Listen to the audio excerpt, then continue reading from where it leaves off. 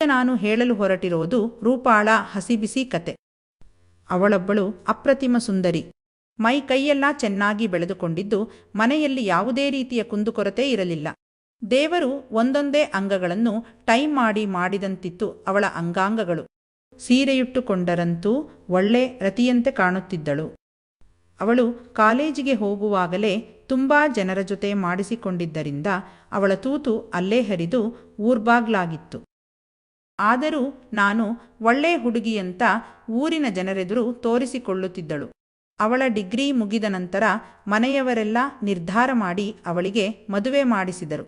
ಹುಡುಗನೂ ಚೆನ್ನಾಗಿದ್ದ, ಜೊತೆಗೆ ಆಸ್ತಿ ಮನೆಯೂ ಕೂಡ ಚೆನ್ನಾಗಿತ್ತು. ಸುತ್ತಮುತ್ತ 10 ಎಕರೆ ತೋಟ ಕೂಡ ಇತ್ತು. ಮದುವೆಯಾದ ಹೊಸತರಲ್ಲಿ ಅವರಿಬ್ಬರೂ ಗಂಡ ಹೆಂಡತಿ ತೋಟದ ಕಡೆಗೆ ಹೆಚ್ಚು ಹೋಗುತ್ತಿದ್ದರು. ಅವಳು ಗಂಡನ ಜೊತೆ ಮಂಚದಲ್ಲಿ ಮಾಡಿಸಿಕೊಂಡಿದ್ದಕ್ಕಿಂತ ಹೆಚ್ಚಾಗಿ ತೋಟದಲ್ಲಿ ಮಾಡಿಸಿಕೊಂಡಿದ್ದಳು. ಮೊದಮೊದಲು ಎಲ್ಲವೂ ಚೆನ್ನಾಗಿತ್ತು. ಗಂಡ ಒಳ್ಳೆ ರೀತಿ ಮಾಡ್ತಾ ಇದ್ದ.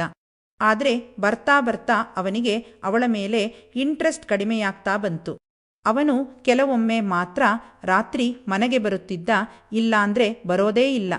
ಅವಳು ತನ್ನ ಆಸೆನೆಲ್ಲ ಹತ್ತಿಕ್ಕಿ ತಣ್ಣೀರು ಸ್ನಾನ ಮಾಡಿ ಮಲಗುತ್ತಿದ್ದಳು.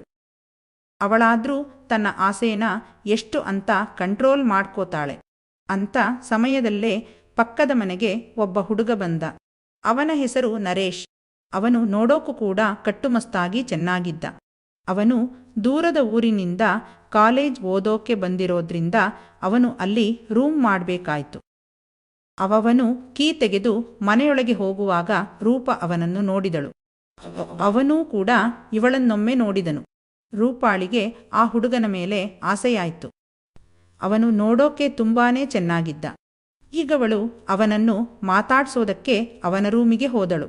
ಆಗ ಅವನು ಬಟ್ಟೆ ಚೇಂಜ್ ಮಾಡ್ತಿದ್ದ. ಬರೀ ಕಾಚಾದಲ್ಲಿ ಮಾತ್ರ ಇದ್ದ. ಅವನನ್ನು ನೋಡಿದ ರೂಪ, ಅಬ್ಬಾ ಎಷ್ಟು ಸುರಸುಂದರಾಂಗ ಇವನು ಅಂದುಕೊಂಡಳು. ಅವನು ಹಾಗೆ ಕಾಚಾದಲ್ಲಿಯೇ ತನ್ನ ಮುಖನ ಕನ್ನಡಿಯಲ್ಲಿ ನೋಡ್ಕೋತಿರುವಾಗ ಅವಳನ್ನು ನೋಡಿದ. ಅವನಿಗೆ ತುಂಬಾ ನಾಚಿಕೆಯಾಗಿ ತನ್ನ ಬಳಿಯಿದ್ದ ಟವೆಲನ್ನ ಬೇಗನೆ ಸುತ್ತಿಕೊಂಡನು. ಆಗವಳು ನಗುತ್ತಾ, ಏನೂ ಹೆದರ್ಬೇಡ, ನಾನು ನಿನಗೆ ಏನೂ ಮಾಡಲ್ಲ ಅಂದಳು.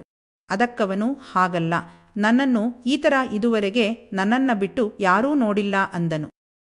ಅದಕ್ಕವಳು, ಪರವಾಗಿಲ್ಲ, ನಾನೇ ತಾನೇ ನೋಡಿದ್ದು, ಏನಾಗಲ್ಲ ಅಂದಳು. ಈಗ ಅವರಿಬ್ಬರ ನಡುವೆ ಮಾತುಕತೆ ಶುರುವಾಯಿತು. ಅವರು ಬರಬರುತ್ತಾ ಕ್ಲೋಸ್ ಆಗುತ್ತಾ ಹೋದರು. ಅವರಲ್ಲಿ ಸಲಿಗೆ ಜಾಸ್ತಿಯಾಯಿತು. ನಂತರ ರೂಪ ಕಾಫಿ ಮಾಡಲು ಹೋದಳು. ಅವಳು ಮಾಡುವ ಕಾಫಿ ಎಂದರೆ ಅವಳ ಗಂಡನಿಗೆ ತುಂಬಾನೇ ಇಷ್ಟ. ಅವಳು ವಿವಿಧ ಫ್ಲೇವರ್ಗಳನ್ನು ಬಳಸಿ ಕಾಫಿ ಮಾಡುತ್ತಿದ್ದಳು. ಅವಳು ಮಾಡುವ ಥರದ ಕಾಫಿನ ಇಡೀ ಊರಲ್ಲಿ ಯಾರೂ ಮಾಡುತ್ತಿರಲಿಲ್ಲ. ಕಾಫಿಯ ಘಮ ಹೇಗಿರುತ್ತಿತ್ತೆಂದರೆ ಅದರ ವಾಸನೆ ತೆಗೆದುಕೊಂಡವರು ಕಾಫಿ ಕುಡಿಯಲೇಬೇಕಂತ ಹಪಹಪಿಸುವಂತೆ ಮಾಡುತ್ತಿದ್ದಳು. ಅವಳು ಕಾಫಿ ಮಾಡುವಾಗ ನರೇಶ್ ಅಡುಗೆ ಮನೆಗೆ ಬಂದನು. ನೀವು ಮಾಡೋ ಕಾಫಿ ತುಂಬಾನೇ ಚೆನ್ನಾಗಿರುತ್ತೆ ಅನ್ಸುತ್ತೆ. ಅದರ ವಾಸನೆಯೇ ಇಷ್ಟು ಚೆನ್ನಾಗಿದೆ ಅಂದ್ರೆ ಇನ್ನು ಕಾಫಿ ಎಷ್ಟು ಚೆನ್ನಾಗಿರಬೇಕು, ಬೇಗ ಮಾಡಿ, ನಾನು ಕುಡಿಬೇಕು ಅಂತಾನೆ. ಆಗವಳು, ಸ್ವಲ್ಪ ಇರೋ ಮರಾಯ, ಕಾಫಿ ಕುದೀತಿದೆ, ಆಮೇಲೆ ಕುಡಿಬಹುದು ಅಂತಾಳೆ. ಆಗವನು, ಏನ್ ಕುಡಿಯೋದು ಅಂತ ಕೇಳ್ತಾನೆ. ಅವನು ಹಾಗೇ ಕೇಳುವಾಗ ಅವನ ಕಣ್ಣುಗಳು ಅವಳ ರವಿಕೆಯ ಮೇಲೆ ಇರುತ್ತೆ. ಅದನ್ನು ನೋಡಿದ ರೂಪ, ಕಾಫಿನ ಕುಡಿಯೋದು, ಮತ್ತೇನ್ ಕುಡಿಯೋಕ್ ಕೊಡ್ಬೇಕು ನಿಂಗೆ ಅಂತ ಕೇಳ್ತಾಳೆ. ಆಗವನು ತಡಪಡಿಸ್ತಾ, ನಾನು ಅದನ್ನೇ ಹೇಳಿದ್ದು ಅಂತ ಹೇಳ್ತಾನೆ. ಈಗ ಕಾಫಿನ 2 ಲೋಟಗಳಿಗೆ ಹಾಕಿದ ರೂಪ ಒಂದನ್ನ ಅವನಿಗೆ ಕೊಟ್ಟು ಇನ್ನೊಂದು ತಾನೇ ಹಿಡ್ಕೊಂಡು ಸೋಫಾದ ಹತ್ತಿರ ಹೋಗಿ ಅಲ್ಲಿ ಕೂತ್ಕೋತಾರೆ. ಮತ್ತೆ ಏನೇನೋ ಮಾತಾಡೋಕೆ ಶುರು ಮಾಡ್ತಾರೆ. ಆಗ ರೂಪ, ನಿಮ್ಮನೆಯಲ್ಲಿ ಯಾರ್ಯಾರು ಇದ್ದೀರಾ ಅಂತ ಕೇಳ್ತಾಳೆ. ಆಗವನು, ನಮ್ಮನೆಯಲ್ಲಿ ಟೋಟಲ್ ಆಗಿ 5 ಜನ ಇದೀವಿ. ನನಗೆ 2 ಅಣ್ಣಂದಿರು, 2 ಕೂಡ ಇಂಜಿನಿಯರ್ ಆಗಿ ಕೆಲಸ ಮಾಡ್ತಿದ್ದಾರೆ. ಅಪ್ಪ ಅಮ್ಮ 2 ಕೂಡ ಮನೆಯಲ್ಲಿದ್ದಾರೆ. ಅವರನ್ನ ನನ್ನ ದೊಡ್ಡಣ್ಣ ಚೆನ್ನಾಗಿ ನೋಡ್ಕೋತಾನೆ. ಒಂದು ದೊಡ್ಡ ಮನೆ ಕೂಡ ಇದೆ. ಉಣ್ಣೋಕು ತಿನ್ನೋಕು ಏನೂ ತೊಂದರೆ ಇಲ್ಲ, ಎಲ್ಲವೂ ಚೆನ್ನಾಗಿದೆ ಅಂತ ಹೇಳ್ತಾನೆ. ಈಗ ನರೇಶ್, ನಿಮ್ಮನೆಯಲ್ಲಿ ಯಾರ್ಯಾರು ಇದ್ದೀರಾ ಅಂತ ಕೇಳ್ತಾನೆ. ಆಗ ರೂಪ, ನಮ್ಮನೆಯಲ್ಲಿ ನಾನು ಮತ್ತು ನನ್ನ ಹಸ್ಬೆಂಡ್ ಮಾತ್ರ ಇದ್ದೀವಿ. ಮದುವೆಯಾಗಿ 2 ವರ್ಷ ಆಗಿದೆ, ಇನ್ನೂ ಮಕ್ಕಳಾಗಿಲ್ಲ. ಮನೆಯಲ್ಲಿದ್ದು ಇದ್ದು ಒಬ್ಳಿಗೆ ತುಂಬ ಬೇಜಾರಾಗುತ್ತೆ. ಎಷ್ಟು ಅಂತ ಟಿವಿ ನೋಡೋದು. ನನಗೂ ಯಾರ ಜೊತೆನಾದ್ರೂ ಮಾತಾಡಬೇಕು ಅಂತ ಅನ್ನಿಸ್ತಾ ಇರುತ್ತೆ. ಈಗ ನೀನು ಬರೋದು ನೋಡಿದೆ, ಹಾಗಾಗಿ ಬಂದೆ ಅಂತ ಹೇಳ್ತಾಳೆ. ಈಗ ನರೇಶ್ಗೆ ಲಡ್ಡು ಬಂದು ಬಾಯಿಗೆ ಬಿದ್ದಂತಾಗುತ್ತೆ. ಅವನ ಮುಖದಲ್ಲಿ ಒಂದು ಸಣ್ಣ ನಗು ಬಂದು ಮಾಯ ಆಗುತ್ತೆ. ಅವನು ಅವಳನ್ನ ಮತ್ತೊಮ್ಮೆ ಮೇಲಿನಿಂದ ಕೆಳಗೆ ಸರಿಯಾಗಿ ನೋಡ್ತಾನೆ. ಅಬ್ಬಬ್ಬಾ, ಎಂಥ ಚೆಲುವೆ ಇವಳು ಅನ್ಸುತ್ತೆ ಅವನಿಗೆ. ಏನಾದರೂ ಚಾನ್ಸ್ ಕೊಟ್ರೆ ಇವಳಿಗೆ ಮಾಡಲೇಬೇಕು ಅಂತ ಅನ್ಕೋತಾನೆ. ಅಷ್ಟರಲ್ಲಿ ಅವಳಿಗೆ ತನ್ನ ಗಂಡನಿಂದ ಕಾಲ್ ಬರುತ್ತೆ. ಅವಳು ಕಾಲ್ ರಿಸೀವ್ ಮಾಡಿ ಹೊರಗಡೆ ಮಾತಾಡೋಕೆ ಹೋಗ್ತಾಳೆ. ಅವನು ತನ್ನ ರೂಮನ್ನ ಸೆಟಪ್ ಮಾಡ್ತಾ ಇರ್ತಾನೆ. ತನ್ನ ಬುಕ್ಕುಗಳನ್ನೆಲ್ಲ ಬುಕ್ ಸೆಲ್ಫ್ನಲ್ಲಿಟ್ಟು ಬಟ್ಟೆಗಳನ್ನೆಲ್ಲ ಕಬೋರ್ಡ್ನಲ್ಲಿ ಇಟ್ಟಿರ್ತಾನೆ. ಆಗಲ್ಲಿಗೆ ಬಂದ ರೂಪ ನಾನು ಸಹಾಯ ಮಾಡ್ಲಾ ಅಂತ ಕೇಳ್ತಾಳೆ. ಆಗವನು ಬೇಡ, ಸ್ವಲ್ಪ ಮಾತ್ರ ಇದೆ, ನಾನೇ ಮಾಡ್ಕೋತೀನಿ ಅಂತ ಹೇಳ್ತಾನೆ. ಪರವಾಗಿಲ್ಲ ಕಣೋ, ನಾನು ಮಾಡ್ತೀನಿ. ನನ್ನನ್ನ ಇನ್ಮೇಲೆ ನಿನ್ನ ಫ್ರೆಂಡಾಗಿ ಟ್ರೀಟ್ ಮಾಡು, ಓಕೆನಾ? ಏನು ದಾಕ್ಷಿಣ್ಯ ಮಾಡ್ಕೋಬೇಡ ಅಂತಾಳೆ. ಅವನು ಸರಿ ಅಂತ ಒಪ್ಕೋತಾನೆ. ನಂತರ ಇಬ್ಬರೂ ಬಟ್ಟೆಗಳನ್ನೆಲ್ಲ ಕಬೋರ್ಡ್ಗೆ ಹಾಕೋಕೆ ಶುರು ಮಾಡ್ತಾರೆ. ಲಾಸ್ಟಲ್ಲಿ ಒಂದು ಬಟ್ಟೆ ಉಳಿದಿರುತ್ತೆ. ಅದನ್ನ ಇಬ್ಬರೂ ಎತ್ಕೊಳ್ಳೋಕೆ ಹೋಗ್ತಾರೆ. ಆಗ ಇಬ್ಬರ ಭುಜ ಟಚ್ ಆಗುತ್ತೆ. ಇಬ್ಬರಿಗೂ ಕೂಡ ಮೈಯಲ್ಲಿ ಏನೋ ಕರೆಂಟ್ ಹರಿದಂತಾಗುತ್ತದೆ. ಆದರೂ ಕೂಡ ತಡವರಿಸಿಕೊಂಡು ರೂಪ ಮೇಲೆಳ್ತಾಳೆ. ಮತ್ತವನು ಆ ಬಟ್ಟೆನ ಕಬೋರ್ಡ್ಗೆ ಹಾಕ್ತಾನೆ. ಅವನು ಮೊದಲು ಮನೆ ಹೇಗಿದೆಯಂತ ನೋಡಿರಲಿಲ್ಲ, ಡೈರೆಕ್ಟಾಗಿ ಅಲ್ಲಿಗೆ ಬಂದಿರ್ತಾನೆ. ಹಾಗಾಗಿ ಬಾತ್ರೂಮ್ ಹೇಗಿದೆ ಅಂತ ನೋಡೋಕೆ ಹೋಗ್ತಾನೆ. ಅಲ್ಲಿಗೂ ಬಂದ ರೂಪ ಅವಳು ಅವನೊಟ್ಟಿಗೆ ಬಾತ್ರೂಮ್ಗೆ ಹೋಗ್ತಾಳೆ. ಅಲ್ಲಿ ಒಂದು ನಿರೋಧಕ ಪ್ಯಾಕ್ ಇರುತ್ತೆ. ಅದರೊಳಗೆ ಏನೋ ನೀರು ತುಂಬಿದಂತೆ ಇರುತ್ತೆ. ಅದನ್ನು ನೋಡಿದ ಅವರಿಬ್ಬರೂ ಒಬ್ಬರನ್ನೊಬ್ಬರ ಮುಖ ನೋಡ್ಕೋತಾರೆ. ಆಗ ನರೇಶ್ ತನಗರಿವಿಲ್ಲದಂತೆಯೇ ತನ್ನ ಪ್ಯಾಂಟೊಳಗಿರೋ ತನ್ನ ತಮ್ಮನನ್ನ ಮುಟ್ಕೋತಾನೆ. ಅವನಿಗೆ ಮೂಡ್ ಬರೋಕೆ ಶುರುವಾಗುತ್ತೆ. ತಕ್ಷಣ ಅದನ್ನ ಕಂಟ್ರೋಲ್ ಮಾಡಿಕೊಂಡು ಹೊರಗಡೆ ಹೋಗಿ ಒಂದು ಕೋಲನ್ನ ತಕೊಂಡು ಬರ್ತಾನೆ. ನಂತರ ಆ ಕೋಲಿನ ಸಹಾಯದಿಂದ ಅದನ್ನ ಮೇಲಕ್ಕೆತ್ತಿ ಟಾಯ್ಲೆಟ್ಗೆ ಹಾಕಿ ಪ್ರೆಸ್ ಮಾಡ್ತಾನೆ. ಬಾತ್ರೂಮ್ ಸ್ವಲ್ಪ ಕೊಳೆಯಾಗಿರೋದ್ರಿಂದ ಇಬ್ಬರೂ ಕೂಡ ಅದನ್ನ ತಿಕ್ಕಿ ತಿಕ್ಕಿ ಶುಚಿ ಮಾಡ್ತಾರೆ. ಈಗ ಅಷ್ಟು ಮಾಡುವುದರೊಳಗೆ ಮಧ್ಯಾಹ್ನ ಆಗಿರುತ್ತೆ. ಅವರಿಬ್ಬರಿಗೂ ಕೂಡ ತುಂಬಾನೇ ಸುಸ್ತಾಗಿರುತ್ತೆ. ಹಾಗಾಗಿ ಅವರು ಸೋಫಾದ ಮೇಲೆ ಬಂದು ಕೂತ್ಕೋತಾರೆ. ಈಗವಳು ಊಟಕ್ಕೆ ಏನ್ಮಾಡ್ತೀಯಾ ಅಂತ ಕೇಳ್ತಾಳೆ. ಅದಕ್ಕವನು ಯಾವುದಾದರೂ ಹೋಟೆಲ್ಲಿಗೆ ಹೋಗ್ತೀನಿ ಅಂತಾನೆ.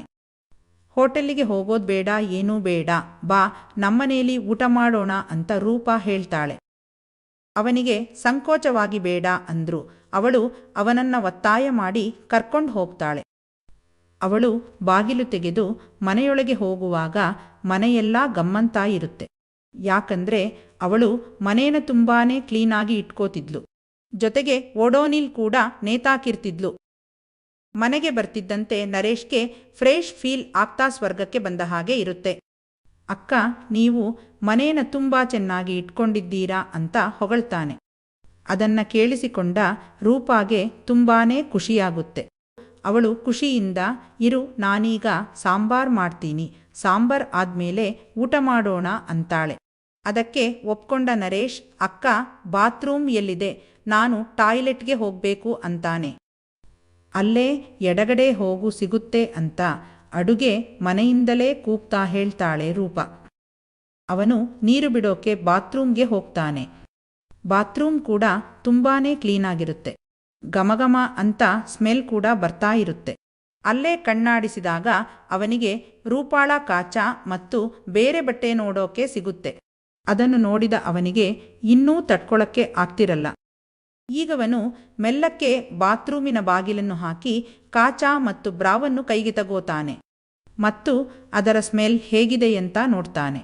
ಅದನ್ನ ಸ್ಮೆಲ್ ಮಾಡಿದ ನಂತರ ಅವನಿಗೆ ಗೊತ್ತಾಗುತ್ತೆ ಆ ಕಾಚಾನ ಇನ್ನೂ ವಾಶ್ ಮಾಡಿಲ್ಲ ಅಂತ. ಅವನು ಫೀಲ್ ಮಾಡಿಕೊಂಡು ಮೂಸೋಕೆ ಶುರು ಮಾಡ್ತಾನೆ. ಆಗ ಅವನ ತಮ್ಮ ನೆಟ್ಟಗೆ ನಿಂತ್ಕೋತಾನೆ. ಅವನು ಅವಳ ಕಚ್ಚದಲ್ಲಿಯೇ ಕೈ ಕೆಲಸ ಮಾಡಿಕೊಂಡು ಹೊಡ್ಕೊಂಡು ಎಲ್ಲ ಮುಗಿಸ್ಕೊಂಡು ಆಚೆ ಬರ್ತಾನೆ.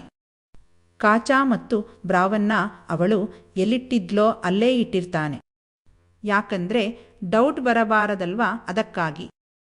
ನಂತರ ಏನೂ ಆಗಿಲ್ಲ ಅನ್ನುವಂತೆ ಸೋಫಾದ ಮೇಲೆ ಬಂದು ಕೂತ್ಕೋತಾನೆ. ಅಡುಗೆ ಮನೆಯಿಂದ ಸಾಂಬಾರಿನ ಘಮಘಮ ವಾಸನೆ ಬರ್ತಾ ಇರುತ್ತೆ. ಅವನು ಅಡುಗೆ ಮನೆ ಹತ್ರ ಹೋಗಿ ಬಾಗಿಲಲ್ಲಿ ನಿಂತು ನೋಡ್ತಾನೆ. ಅಲ್ಲಿ ರೂಪ ಅವಳ ಪಾಡಿಗೆ ಅಡುಗೆ ಮಾಡ್ತಿರ್ತಾಳೆ. ಅವನ ಕಣ್ಣು ಅವಳ ಬಂಡೆಯ ಮೇಲೆ ಹೋಗುತ್ತೆ. ಅದು ಎಷ್ಟು ದೊಡ್ಡದಾಗಿತ್ತು ಅಂದ್ರೆ ಅದನ್ನ ಕಂಡ ಕೂಡಲೇ ಅವನಿಗೆ ಹಿಸುಕ್ಬೇಕು ಅಂತ ಆಸೆಯಾಗುತ್ತೆ. ಆದರೂ ಕೂಡ ತನ್ನ ಆಸೆನ ಹಿಡಿದಿಟ್ಕೊಂಡು ಹೊರಗೆ ಬಂದ್ಬಿಡ್ತಾನೆ. ಅಲ್ಲಿ ರೂಪ ಸಾಂಬಾರ್ ಮಾಡ್ತಾ ನರೇಶ್ನ ಬಗ್ಗೆ ಯೋಚನೆ ಮಾಡ್ತಿರ್ತಾಳೆ. ಅವನ ಜೊತೆ ಮಾಡಿಸಿಕೊಂಡರೆ ಹೇಗಿರುತ್ತೆ ಅಂತ ಕನಸು ಕಾಣ್ತಾ ಇರ್ತಾಳೆ. ಮೊದಲೇ ಸಣ್ಣ ಹುಡುಗ ಅಷ್ಟೇ, ಪವರ್ ತುಂಬಾನೇ ಜಾಸ್ತಿ ಇರುತ್ತೆ. ಮಾಡೋಕೆ ಶುರು ಮಾಡಿದ ಅಂದ್ರೆ 1 ಗಂಟೆ ಪುರುಸೊತ್ತೇ ಕೊಡಲ್ಲ. ದಿನ ಸುಖ ಇಲ್ದೆ ಉಪವಾಸ ಮಲಗ್ತಾ ಇದ್ದೀನಿ. ಇನ್ನು 3 ವರ್ಷ ಕಾಲೇಜು ಮುಗಿಯೋವರೆಗೂ ಅವನು ಇಲ್ಲೇ ಇರ್ತಾನೆ. ಎಷ್ಟಾಗುತ್ತೋ ಅಷ್ಟೂ ಮಾಡಿಸ್ಕೋಬೇಕು ಅವನ ಜೊತೆ ಅಂತ ಅಂದ್ಕೋತಾಳೆ. ಅಷ್ಟರಲ್ಲಿ ರೂಪಾಳ ಫ್ರೆಂಡೊಬ್ಬಳು ಮದುವೆ ಇನ್ವಿಟೇಷನ್ ಕಾರ್ಡ್ ಕೊಡಲು ಮನೆಗೆ ಬರ್ತಾಳೆ. ಒಳಗಡೆ ಬಂದು ರೂಪಾ ಅಂತ ಕರೀತಾಳೆ. ಅಡುಗೆ ಮನೆಯಿಂದ ಹೊರಗಡೆ ಬಂದ ರೂಪ ತನ್ನ ಫ್ರೆಂಡ್ನ ನೋಡಿ, ಇಷ್ಟು ದಿನ ನನ್ನ ನೆನಪೇ ಬರಲಿಲ್ವಾ ನಿನಗೆ ಅಂತ ಕೇಳ್ತಾಳೆ. ಆಗವಳು, ಹಾಗಲ್ಲ ಕಣೆ, ಕೆಲಸ ತುಂಬಾ ಇರೋದ್ರಿಂದ ಒಂದು ಕಾಲ್ ಮಾಡೋಕ್ಕೂ ಪುರ್ಸೋತಿಲ್ಲ. ನೆಕ್ಸ್ಟ್ ಮಂತ್ ನನ್ನ ಮದುವೆ ಇದೆ. ನೀನು ಮತ್ತು ನಿನ್ನ ಗಂಡ ತಪ್ಪದೇ ಮದುವೆಗೆ ಬರಬೇಕು ಅಂತ ಹೇಳ್ತಾ ಅಲ್ಲಿ ನರೇಶ್ ಇರೋದನ್ನ ನೋಡ್ತಾಳೆ. ಯಾರೇ ಇದು ಅಂತ ಕೇಳಿದಾಗ ಅವನು ಪಕ್ಕದ ಮನೆಗೆ ಬಂದಿರೋ ಹುಡುಗ ಕಣೆ. ಊಟ ಮಾಡೋಕೆ ಏನೂ ಇಲ್ಲ ಅಂದ. ಅದಕ್ಕೆ ನಮ್ಮನೆಗೆ ಬಾ ಊಟ ಮಾಡೋಣ ಅಂತ ಹೇಳಿದೆ. ಅವನು ನನ್ನ ಒತ್ತಾಯಕ್ಕೆ ಬಂದಿದ್ದಾನೆ ಅಂತ ಹೇಳ್ತಾಳೆ. ಆಗವಳು ಅವನನ್ನು ನೋಡ್ತಾ ಅವಳ ಕಿವಿಯಲ್ಲಿ, ಹುಡುಗ ತುಂಬಾನೇ ಚೆನ್ನಾಗಿದ್ದಾನೆ ಕಣೆ, ಬೇರೆ ಏನಾದ್ರೂ ಸ್ಕೆಚ್ ಹಾಕಿದ್ದೀಯಾ? ಹೇಗೆ? ಆ ಥರ ಆಸೆ ಏನಾದ್ರೂ ಇದ್ರೆ ಮುಗಿಸ್ಕೊಂಡ್ಬಿಡು. ಮತ್ತೆ ಇಂಥ ಹುಡುಗರು ಬೇಕಂದ್ರೂ ಸಿಗಲ್ಲ, ಒಳ್ಳೆ ಮಜಾ ಕೊಡ್ತಾರೆ ಕಣೆ ಅಂತಾಳೆ. ಅದನ್ನ ಕೇಳಿಸಿಕೊಂಡ ರೂಪಾಗೂ ತನ್ನ ಗೆಳತಿ ಹೇಳಿದ್ದು ಸರಿ ಅನ್ನಿಸುತ್ತೆ.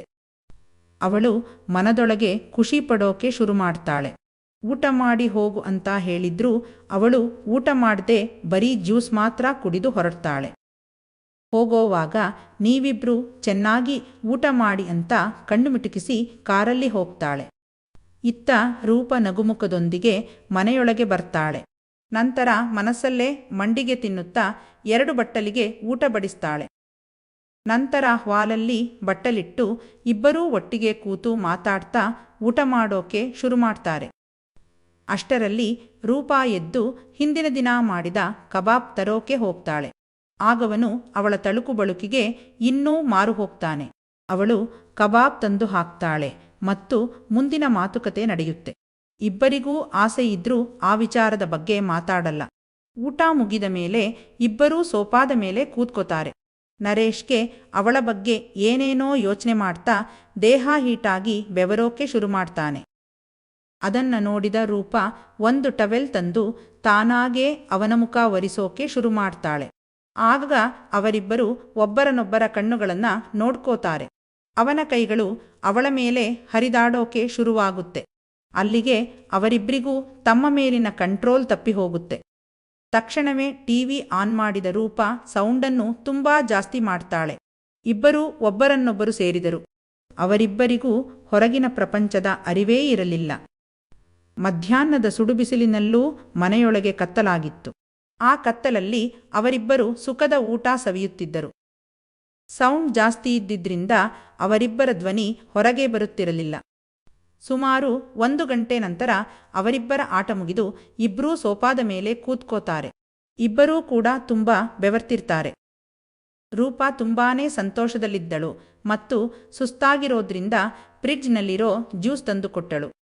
ಇಬ್ಬರೂ ಅದನ್ನು ಕುಡಿದು ಸ್ವಲ್ಪ ಹೊತ್ತು ಮಲಗಿ ವಿಶ್ರಾಂತಿ ಮಾಡಿದರು. ರೂಪ ತುಂಬಾ ವಿದ್ಯಾವಂತೆ ಕೂಡ ಆಗಿರೋದ್ರಿಂದ ನರೇಶ್ಗೆ ಓದಿನಲ್ಲಿ ಸಹಾಯ ಮಾಡ್ತಿದ್ಲು. ಅವನು ಓದೋದಕ್ಕೆ ಹಣದ ಸಹಾಯನೂ ಮಾಡ್ತಿದ್ಲು. ಅವಳು ಅವನಿಂದ ಬಯಸುತ್ತಿದ್ದಿದ್ದು ಒಂದನ್ನೇ. ಅದನ್ನ ನರೇಶ್ ಅವಳಿಗೆ ಡೈಲಿಯೂ ತೃಪ್ತಿಯಾಗುವಷ್ಟೂ ಕೊಡುತ್ತಿದ್ದ.